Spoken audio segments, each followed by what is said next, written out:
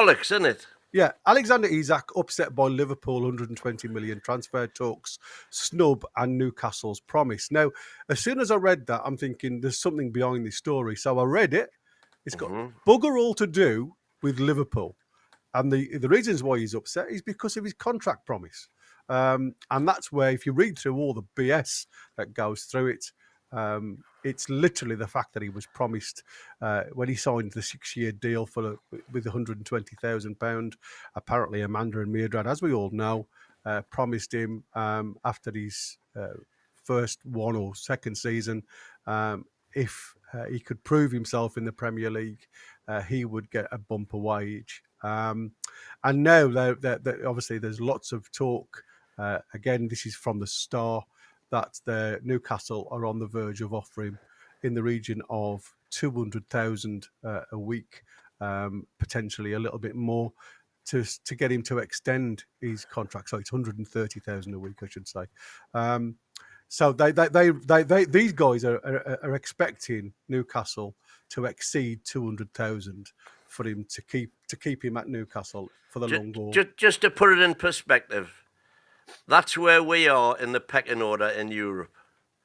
So, in terms of how much we're spending on player salaries, we in the Premier League alone, we're behind City, United, Chelsea, Arsenal, Liverpool, Villa, and Spurs. So we are 7th in the Premier League alone on how much we pay in wages. And then on top of that, you've got PSG, Bayern, Real Madrid, and Inter Milan and Atletico Madrid. So if any of those clubs are interested in players that we are interested in, it's we're going to miss out. So, thanks, Marty. Lovely to have you on board, buddy. That's just the reality. Our wages are less than half of Man United, Man City, Bayern, Real Madrid. But that's it's like I say, it's the expectations, isn't it? People often lead by speech. And we've heard it from the horse's mouth when Eddie Howe said he wanted at least 2 in.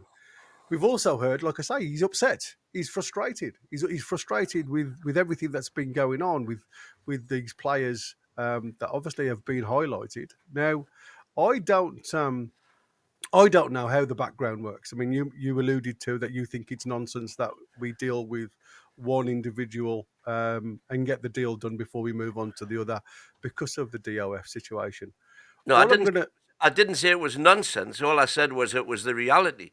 That whilst we're in the limbo situation that we're in, that's the strategy, if you like, that they've chosen to do. But again, we have no idea. No idea, exactly. What is going on in the background? Everybody's making these assumptions that we're literally only going for one player and not doing anything else until that deal's done. I say I haven't seen any evidence of that. No. Well, there was, and I can't remember which one speculated this, and it was either Keith Downey. Yeah, mentioned something that they're only looking at one they can player only do at a one time. deal. You've just gone mute, Win. Oh, because you're blowing your nose.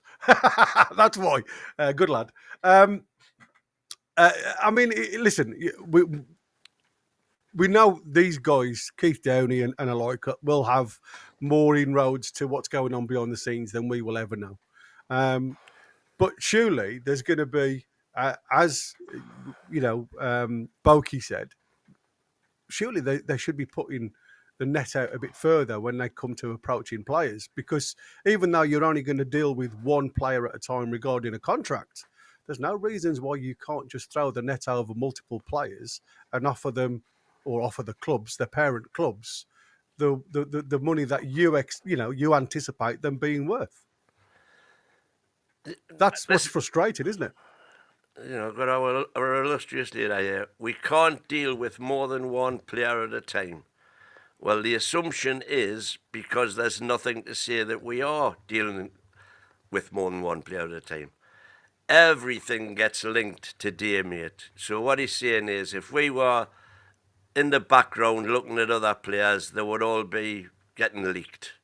Well, maybe they are all getting leaked, because we've been linked with a hell of a lot of players. And we've been gazumped with a hell of a lot of players, haven't we? Exactly. So, if you think of even, the Man City saga with Mamouche and stuff like that, linked to us first before they moved on with him. So it is an interesting one. And like I say, I don't think he's going to go away either, but I do anticipate some players that just aren't involved. And I'm going to bring up a name now that is known to everybody. But this is 12 hours ago, so the middle of the morning, I suppose you could say, this come out from 90 Minutes. They've reported, and I'm going literally verbatim on what they're saying. 90 Minutes reports that Newcastle renewed interest in signing a forward focused on Napoli's Victor Osimhen. After failing to acquire Hugo Ekitike. Newcastle are considering Napoli's Victor Osimhen as a potential target, alongside, like I say, Sesko. And again, he's 26. They reckon his price is around 75 million. Again, not a player that I would be shirking at. I think he's got a, he's certainly got something about him. But again, is this just journalism for them to get clicks out on there? Because again, we don't hear anything. Where are these guys getting all this information from, right?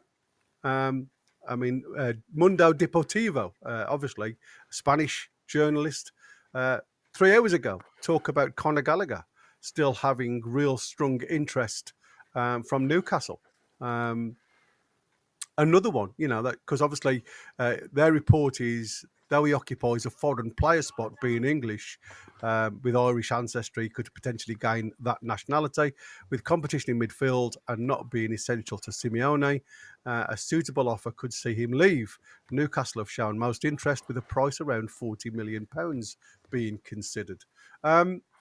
Like I said, I do struggle to find any truth in a lot of these rumours, because, like I say, when the Northeast journals, which are on the doorstep, don't bring anything out, and yet those across the pond seem to have all the information.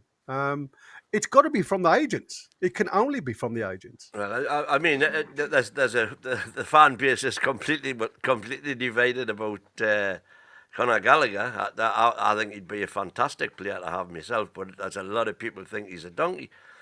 As far as Osimhen's concerned, he's currently on 250 grand a week, with a 50 grand a week bonus. Yeah. I don't know what the performance related things to that bonus are, but he hasn't got a release clause, so that would be negotiated. But if you told me last summer that we were going for Osimhen, I'd have been I'd have been delighted. But again, what you got to remember about Osimhen, you're going to lose him because you can expect Nigeria to get to at least the semi-finals, the latter stages, exactly, of the Cup of Nations. So you're going to lose him for 6 weeks. I don't know.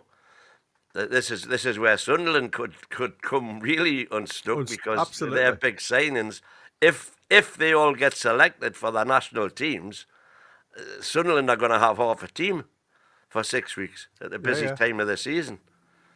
Yeah, it is madness. Listen, I am still, I still believe there's time. There's plenty of time, man. There's 6 weeks to go. I am frustrated though, Win. Everybody is. That we haven't got, and again, I look at the bedding in of players and things like that, and we all know Eddie likes to take his time getting players. Eddie Howe, if you like, and up to speed with the tactics and the tactical awareness of the team going forward. I understand all that. And that's what, for me, as these days go on, and I suppose what's frustrating and still in everybody's mind is the Gay saga, where we spent, virtually a month with just the one bid on the table, and Crystal Palace moving further away from us. Obviously, with Mbeumo going to Man U and they've accepted the deal, I haven't seen anywhere that Wissa has been pulled, as we thought that Brentford would do. I haven't seen anywhere this morning, and I've been on the Brentford channels and everything else, that Brentford have pulled the plug on anybody putting a bid in for Wissa. So I'm not saying that Wissa is still a no-go. It could potentially still be on the cards. And I've said before, I think, unfortunately with Wissa, with AFCON, you're still going to, even though I think he could do us a favour and do a job for us, I still think you're going to miss him for the best part of 4 to 6 weeks if they go to the latter stages of the AFCON. So again, you've got to ask the question, are these smoke screens or are these legit? I think Brentford will probably pull the plug on Wissa anyway now. And I think that's the reasons why there's other names in the pot.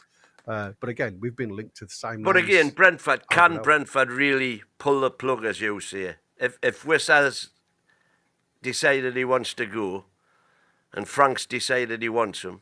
Yeah.